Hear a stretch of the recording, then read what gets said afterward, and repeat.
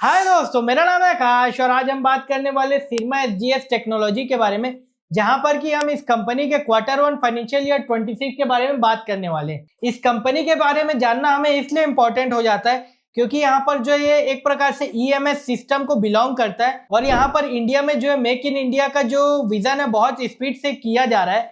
इस वजह से ये कंपनी जो है उस सेक्टर में आने वाली एक दिग्गज कंपनी हो जाती है। और इसी के साथ साथ इस कंपनी के बारे में अगर आपको और जानना हो तो आप यहाँ पर आई बटन में जाकर देख सकते हैं, यहाँ पर कि हमने इस कंपनी के बारे में बहुत अच्छी तरीके से बात की है। तो वीडियो में आगे जाने से पहले अगर आप हमारे चैनल में नए तो कृपया करके इसे लाइक, सब्सक्राइब एंड शेयर कर लें।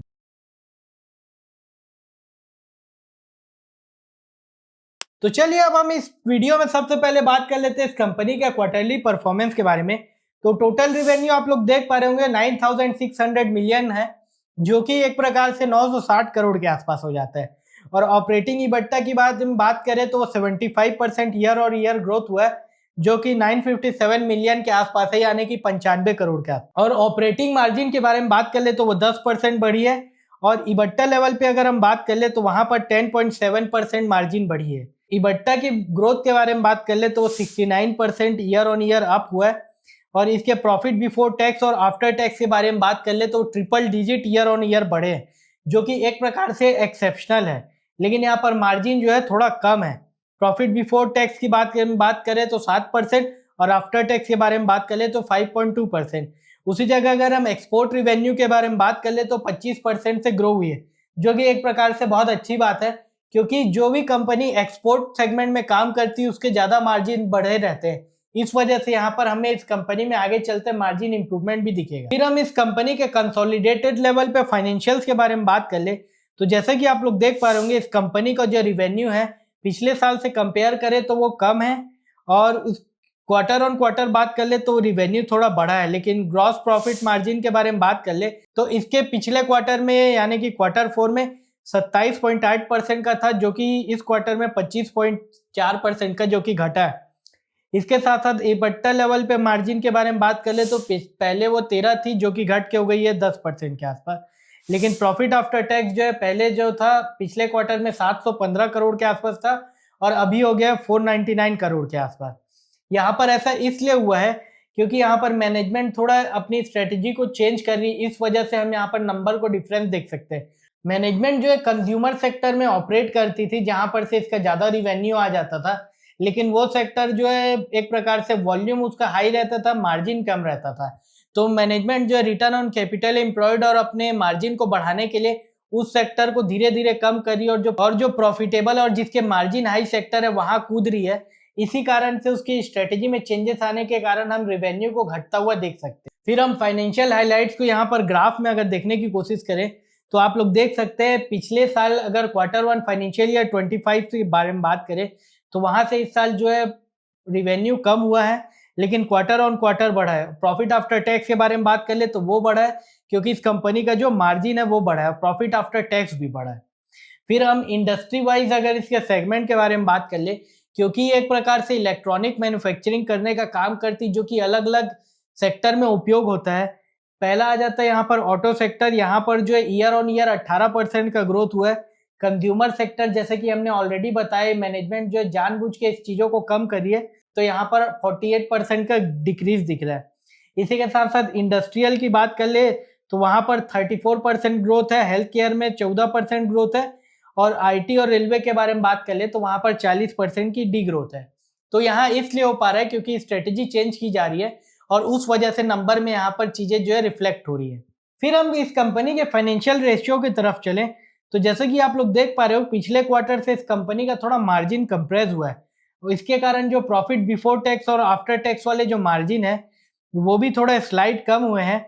लेकिन यहाँ पर नेट वर्किंग कैपिटल डे को देख पा रहे होंगे 69 के आसपास है, और डेब्ट टू इक्विटी भी लगभग सेम ही के आसपास है, 0.3 पहले था जो कि बढ़ के हो गया 0.4 के आसपास। कर्ज और कैश के बारे में हम बात कर ले तो जैसे कि आप लोग देख पा रहे होंगे इस कंपनी ने अपना टर्म लोन को घटाया, लेकिन वर्किंग कैपिटल के लोन इस कंपनी के जो है बढ़े हैं, जो कि पहले 5213 के आसपास थे, जो कि बढ़ के हो गए हैं यहाँ पर 6950 के आसपास, जिस वजह से इनके टोटल कर्जे जो हैं थोड़े बड़े हैं। और कैश इक्विवेलेंट के बारे में बात कर ले, जिसको कि हमने रेड कलर से डिनोट किया है, वो भी बढ़ा है।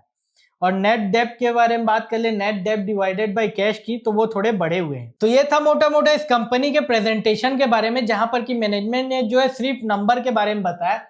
तो चलिए अब हम कॉन कॉल की तरफ चलते हैं। यहाँ पर मैनेजमेंट ने सबसे पहले फाइनेंशियल परफॉर्मेंस के बारे में बताया, जहां पर मैनेजमेंट ने यह बताया कि धीरे धीरे करके हाई प्रॉफिट मार्जिन वर्टिकल में जंप कर रहे हैं, जिसके कारण इस कंपनी के मार्जिन जो है इंप्रूव होते हुए दिख रहे हैं हमको। और यहाँ पर जो कंज्यूमर बिजनेस है धीरे धीरे करके मैनेजमेंट जो है कम करते जा रही है, तो जिस वजह से हम जो क्वार्टर ऑन क्वार्टर तरफ से जो रिवेन्यू आते हैं उसको थोड़ा डिप देख पा रहे हैं। यहाँ पर जब मार्जिन बढ़ा इस कंपनी का, तो यहाँ पर इबट्टा लेवल पे, आरओसी लेवल पे और कई सारी चीजों में इंप्रूवमेंट दिखे हैं, जिसको कि आप लोग देख सकते हैं। इसके साथ साथ इस कंपनी ने जो स्मार्ट मीटर से रिवेन्यू जो है 50 से 55 करोड़ के आसपास रिवेन्यू किए थे, उसको आगे चल के मैनेजमेंट जो 250 से 300 करोड़ का रिवेन्यू वहां से एक्सपेक्ट कर रही है। ओडीएम पे लेवल पे बात कर ले तो 12% का। अब हम यहाँ पर इस कंपनी के सेगमेंट वाइज परफॉर्मेंस के बारे में बात कर ले तो ऑटोमोटिव में पहले 16% का कंट्रीब्यूशन था, जो कि बढ़ के 24 हो गया। इंडस्ट्रियल में 19 था, जिसको बढ़ा के 30 कर दिया गया। लेकिन कंज्यूमर में 53% इसका रिवेन्यू था, उसको घटा के 34% कर दिया गया। हेल्थ केयर में 5% था, उसको बढ़ा के 7% कर दिया गया। यहाँ पर मैनेजमेंट को जो स्ट्रॉन्ग फोकस दिख रहा है बढ़े हुए मार्जिन की चीजों में बनाने का। और इसके साथ साथ आईटी और रेलवे के बारे में बात कर ले तो मैनेजमेंट का इस क्वार्टर जो 20 करोड़ का रिवेन्यू आया था, जो कि आने वाले समय में बढ़ के हो सकता है 100 करोड़ के आसपास। ऑर्डर बुक के बारे में बात कर ले तो 54,000 से 55,000 करोड़ के आसपास है, जहां पर की जो है 35 से 40% ऑटो, कमर्शियल से 25 से 27%, हेल्थ केयर से 6 से 8%।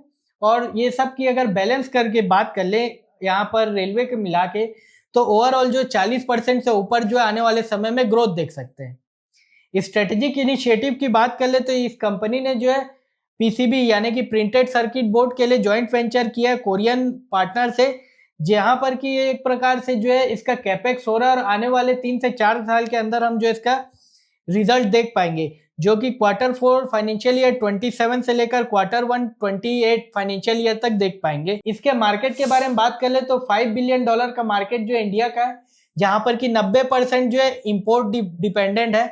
तो सरकार यहाँ पर पीएलआई को एग्रेसिव करके जो है यहीं पर मैन्युफैक्चरिंग चाहती है प्रिंटेड बोर्ड सर्किट का। इस वजह से इस कंपनी को मेजर बेनिफिट होने वाला है।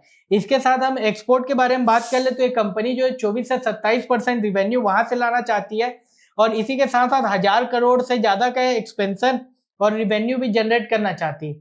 यहाँ पर ज्यादातर चीजें जो है यूरोप से लाना चाहती है रिवेन्यू, जो कि 94 से 95% के आसपास है, और अमेरिका से 5 से 6%। कैपेसिटी एक्सपेंशन में बात कर ले इंडिया में तो ये ऑलरेडी जो है कर दिए गए हैं, इससे ज्यादा और किए नहीं जाने हैं। लेकिन एनुअल जो होता है यानी कि 80 से 100 करोड़ रुपए वो होगा, और यहाँ पर वो पैसा जो है बेंगलोर के प्लांट में जा रहा है। अदर एक्सपेंशन के बारे में बात कर ले तो जो ईएमएस सॉल्यूशन ये प्रोवाइड करते हैं अलग अलग इंडस्ट्रीज को, तो ये डिफेंस कंपनी से भी एक प्रकार से अपॉर्चुनिटी खोजने की कोशिश कर रहे हैं, जहां पर कि बैकवर्ड इंटीग्रेशन या फॉरवर्ड इंटीग्रेशन करके डिफेंस सेक्टर में भी ईएमएस सॉल्यूशन प्रोवाइड कर सकेगा। गाइडेंस एंड आउटलुक के तरफ चले तो मैनेजमेंट यहाँ पर फाइनेंशियल ईयर 26 के रिवेन्यू को गाइड करी है, जहां पर कि 30 से 35% रिवेन्यू ग्रोथ के बारे में बता रही है।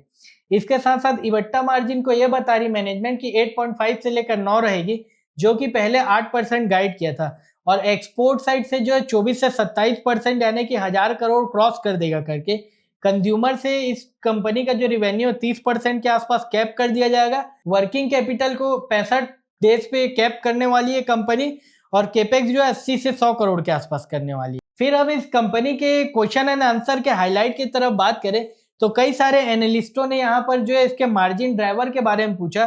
तो यहाँ पर मैनेजमेंट ने यह बताया कि यहाँ पर कोई भी प्रकार की वर्टिकल डेप्रिसिएशन नहीं होने वाली है मार्जिन पे, जिसके कारण कि जो आने वाले समय में मार्जिन को हम इम्प्रूव होते हुए देख सकते हैं। और कंज्यूमर सेक्टर की जो इसकी स्ट्रेटेजी उसको रिड्यूस कर रहे हैं, जिसके कारण कि आने वाले समय में इस कंपनी का रिटर्न ऑन कैपिटल एम्प्लॉयड जो बढ़ता हुआ देख सकते हैं।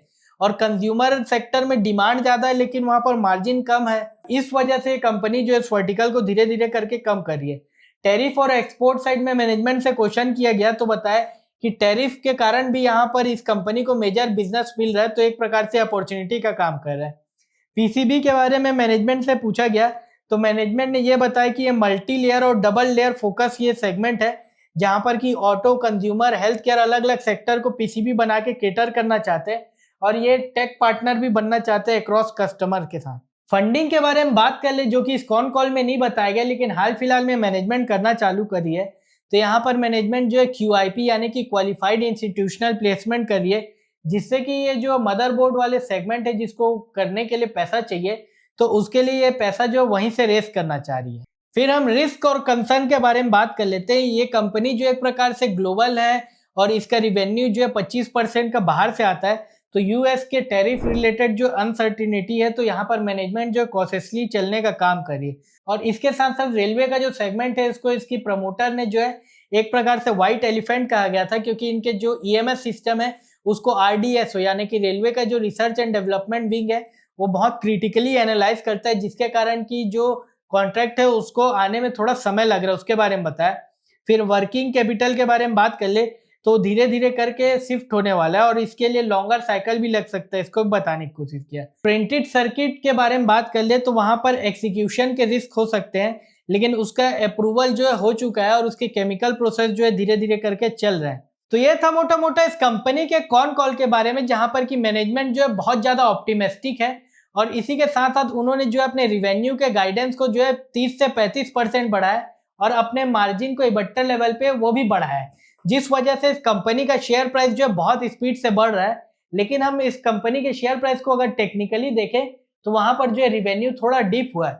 ऐसा इसलिए हुआ है क्योंकि जो हाई वॉल्यूम और लो मार्जिन बिजनेस है उसको कम कर रही है कंपनी मैनेजमेंट प्लान फेस में, इस वजह से ऐसा हो पाया है।